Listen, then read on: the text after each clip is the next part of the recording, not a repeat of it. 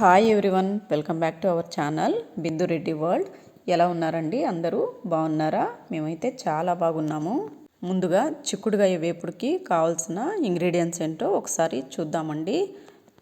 లేతగా ఫ్రెష్గా ఉన్న చిక్కుడుగాయల్ని ఒక హాఫ్ కేజీ తీసుకొని ఇక్కడ చూపించిన విధంగా చిన్న చిన్న ముక్కలుగా అయితే కట్ చేసి పక్కన పెట్టుకోవాలి. అలాగే ఒక పెద్ద ఆనియన్ని కట్ చేసి పక్కన పెట్టుకోవాలి. పొడవుగా కట్ చేసుకోవాలండి. సాల్టు, పసుపు, కారం తగినంత తీసుకోవాలి. అట్లాగే పోపు దినుసులండి, ఆవాలు, జీలకర్ర, ఎండుమిర్చి, కరివేపాకు, వెల్లుల్లి రెబ్బలు ఒక 5-6 స్మాష్ చేసి పక్కన పెట్టుకోవాలి. దీంతోపాటు పప్పుల పొడి అనేది యాడ్ చేసుకోవాలండి. నేను ఇక్కడ ఇంగ్రీడియంట్స్లో చూపించలేదు, అది లాస్ట్లో యాడ్ చేశాను, ఒకసారి గమనించండి. ఇప్పుడు మనం చిక్కుడుగాయల్ని ఉడికించుకోవాలండి. నేనైతే కుక్కర్లో ఉడికించుకుంటున్నాను. కట్ చేసుకున్న చిక్కుడుకాయల్ని వాటర్లో క్లీన్ చేసుకొని కుక్కర్లో వేసి కొంచెం నీళ్ళు, ఉప్పు కొద్దిగా వేసుకొని ఒక్క విజిల్ వచ్చేదాకా ఉడికించుకోవాలండి. స్టీమ్ పోయేంత వరకు వెయిట్ చేసి దాన్ని వాటర్ తీసేసి పక్కన పెట్టుకోవాలండి. ఇప్పుడైతే మనము తాలింపుకి ప్రాసెస్ ఏంటో చూసేద్దాము.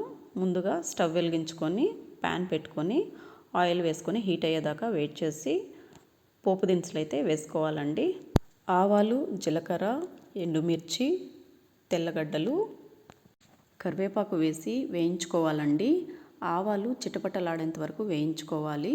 దాని తర్వాత ఆనియన్ అనేది యాడ్ చేసుకొని గోల్డెన్ బ్రౌనిష్ కలర్ వచ్చేదాకా, పచ్చివాసన పోయేదాకా వేయించుకోవాలి.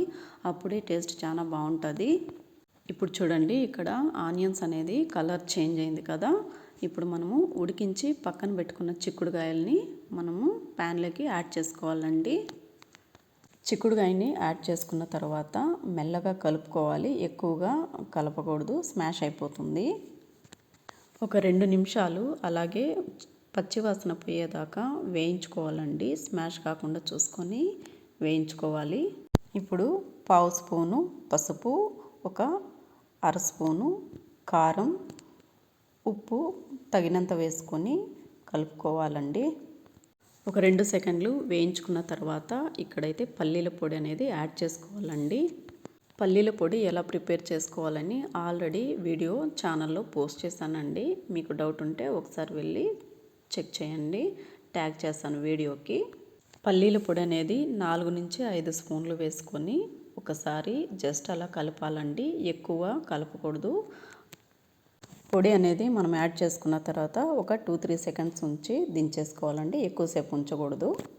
అంతే అండి, చాలా సింపుల్గా ఈజీగా 10 నిమిషాల్లో ఇంట్లోనే చాలా టేస్టీగా చిక్కుడుకాయ ఫ్రై అనేది రెడీ అయిపోతుందండి. ఈ చిక్కుడుకాయ ఫ్రై అనేది మనకి రైస్లోకి సైడ్ డిష్గా చాలా బాగుంటుందండి. ఒకసారి ట్రై చేసి చూడండి.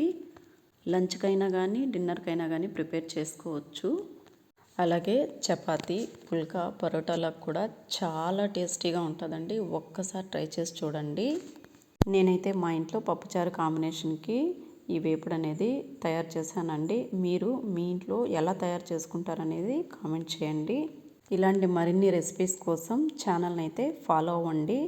సబ్స్క్రైబ్ చేయండి, లైక్ చేయండి, షేర్ చేయండి. సబ్స్క్రైబ్ బటన్ పక్కనున్న బెల్ ఐకాన్ని క్లిక్ చేయండి. దాని ద్వారా మీకు నేను పెట్టే ప్రతి వీడియో నోటిఫికేషన్ అయితే వస్తుందండి. అంతే అండి, సింపుల్గా ఈజీగా 10 నిమిషాల్లో రెసిపీ అయితే రెడీ అయిపోయిందండి.